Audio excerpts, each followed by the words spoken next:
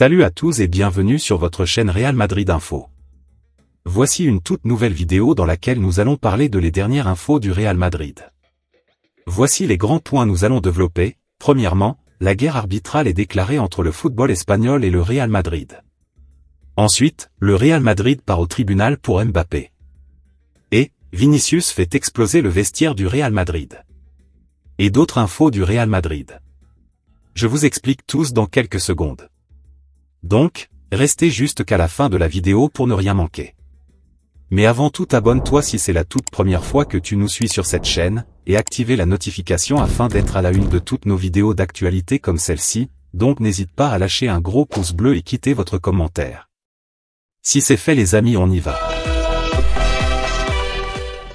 Quand a lieu le tirage au sort des demi-finales de Coupe du Roi?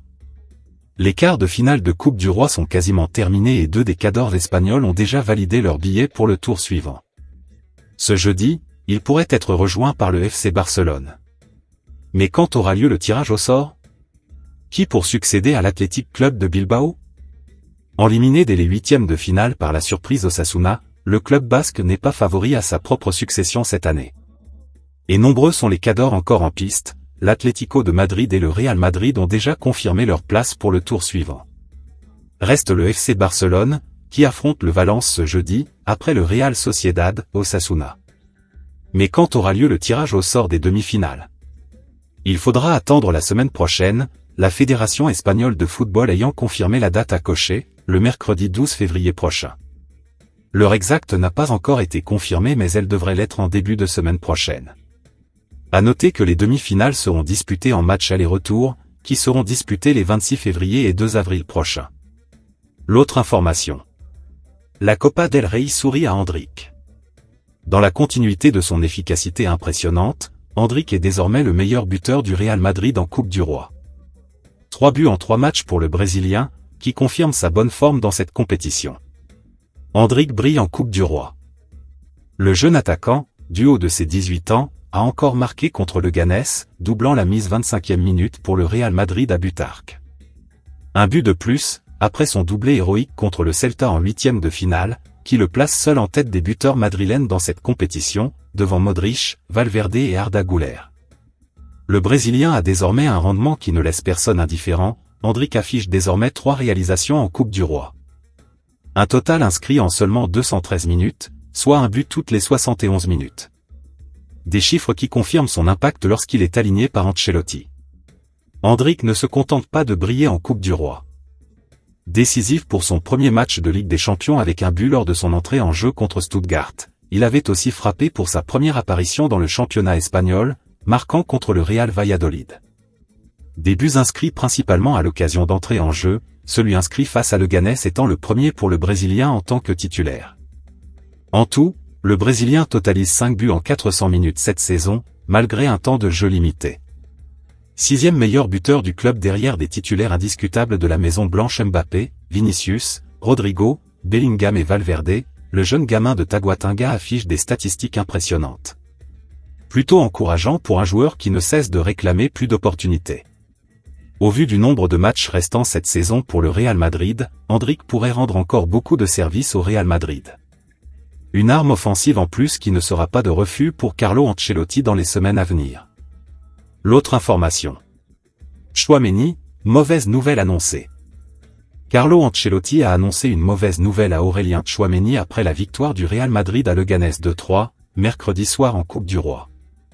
Mercredi soir, le Real Madrid a validé difficilement son billet pour les demi-finales de la Coupe du Roi après être venu à bout de Leganés 2-3, mercredi soir. Alors qu'ils pensaient avoir fait le plus dur en menant 0-2, les Merengues se sont fait rejoindre 2-2, avant de finalement l'emporter en toute fin de match grâce à une réalisation d'un jeune du centre de formation, Gonzalo Garcia. Une rencontre pour laquelle Carlo Ancelotti avait décidé de faire tourner, lui qui était privé de Kylian Mbappé et Jude Bellingham. Confronté à une pléiade de blessés en défense David Alaba, Eder Militao, Antonio Rudiger ou encore Dani Carvajal, le technicien italien a choisi d'aligner une charnière expérimentale composée de Raúl Asensio et du jeune Jacobo Ramon.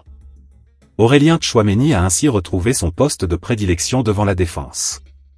Contraint de régulièrement aligner l'ancien monégasque en défense centrale depuis le début de la saison, Carlo Ancelotti va encore avoir besoin que son international français dépanne à ce poste.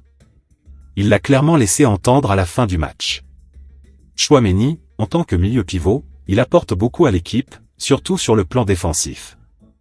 Il était très heureux de jouer à ce poste. Je lui ai dit de ne pas trop se réjouir, a ainsi confié l'ancien coach du PSG en conférence de presse. Le numéro 14 de la Maison Blanche a effectivement de grandes chances de redescendre en défense samedi soir, à l'occasion du derby madrilène face à l'Atlético. L'autre information. Real Madrid, le troll de mauvais goût. L'Atlético de Madrid a trollé le Real Madrid avant la confrontation entre les rivaux de la capitale espagnole en Liga ce week-end. Les géants espagnols s'affrontent au Bernabéu ce samedi dans un derby entre les deux meilleures équipes de la Liga, et l'Atlético a publié un guide pratique pour ses rivaux. Intitulé Instructions de base pour le derby, l'Atlético a partagé une liste de tâches à effectuer pour le choc du week-end sous la forme d'instructions IKEA pour la construction d'un meuble, comprenant une bonne préparation physique et une analyse détaillée de l'adversaire. Cependant, elle s'est terminée par une pique à ses voisins en ajoutant une quatrième étape, une fois de plus, utilisez votre chaîne de télévision pour faire pression sur l'arbitre. La quatrième étape est une référence aux accusations selon lesquelles la télévision du Real Madrid aurait diffusé des messages négatifs sur les arbitres en charge de certains de leurs matchs dans une tentative présumée de faire pression sur eux. Entre-temps, Madrid a récemment déposé une plainte demandant une refonte du système d'arbitrage en Liga après sa défaite controversée 1-0 contre l'Espagnol la semaine dernière.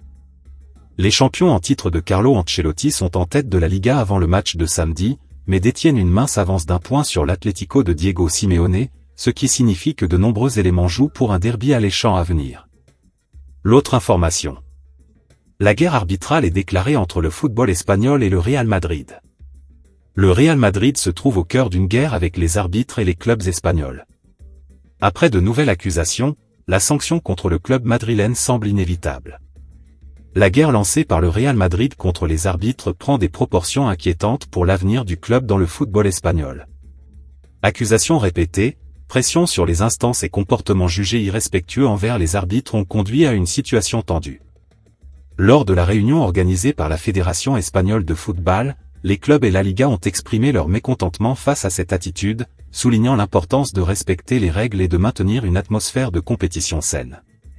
Le Real Madrid ne se contente pas de manquer de respect aux autres clubs et aux arbitres, il montre qu'il ne veut pas être comme les autres, a confié une source présente à la réunion selon Relevo.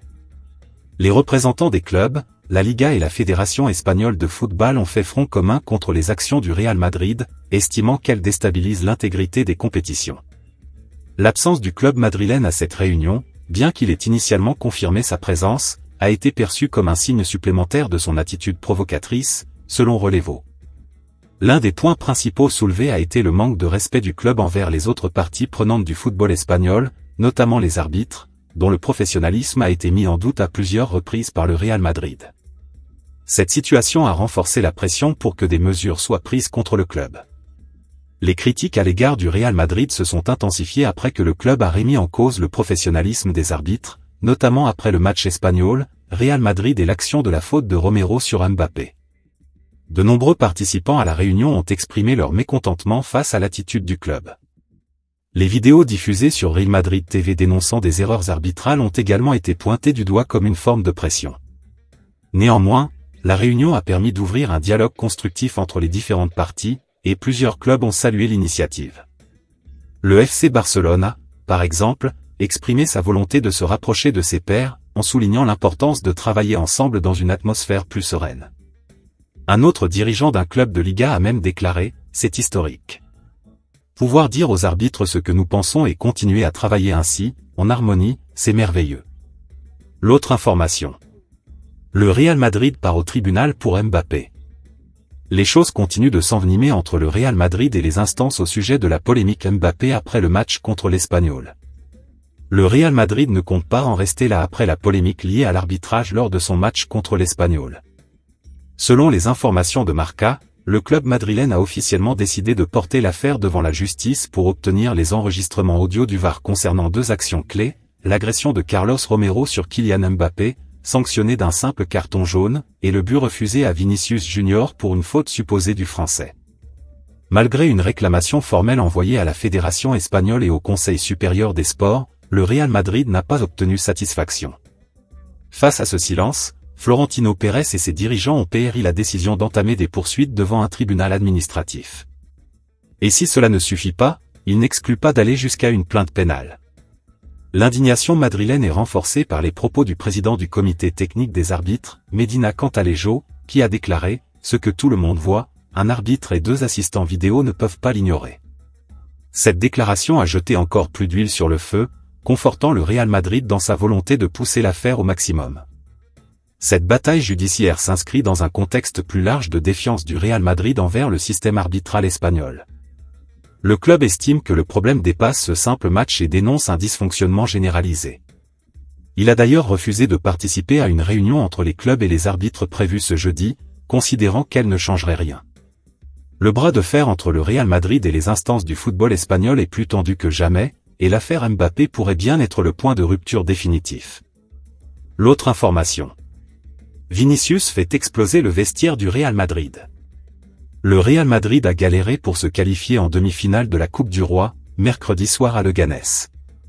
Pour ne rien arranger, Vinicius Junior a fait éclater de colère son capitaine Luka Modric.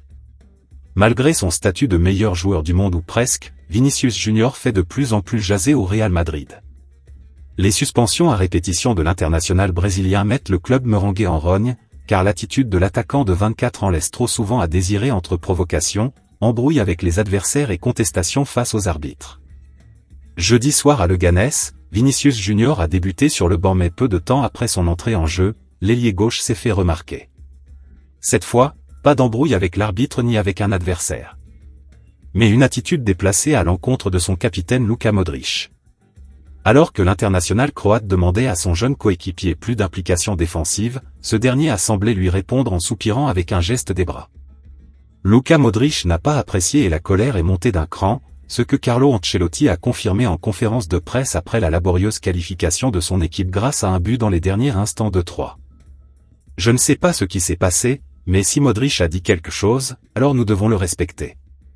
Je suis toujours d'accord avec Luka Modric, a botté en touche comme souvent l'entraîneur des merengues. De son côté, le capitaine croate a tenté de déminer la bombe.